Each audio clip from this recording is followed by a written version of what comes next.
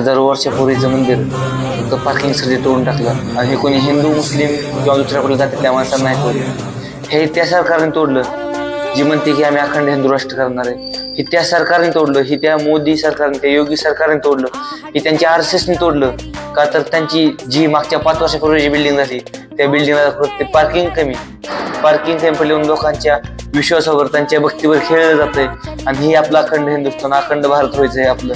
हे अखंड भारत नाही होत. तुम्हाला लोकांना कळत नाही की आपलं अखंड भारत नाही होत. आपण हळूहळू त्यांच्या सत्तेखाली येतोय.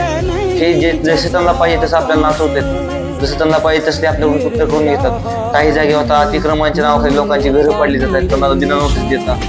काही जागांवर मंदिर तोडतात, काही जागेवर शंकर भगवानाची, बजरंगबलीची यांची मंदिरं पाडली जात आहेत.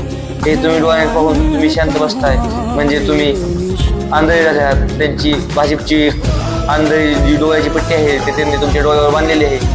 तुम्ही सगळेजण एकदा जागे व्हा, डोळे उघडून पहा आणि मग थोडा विचार करा.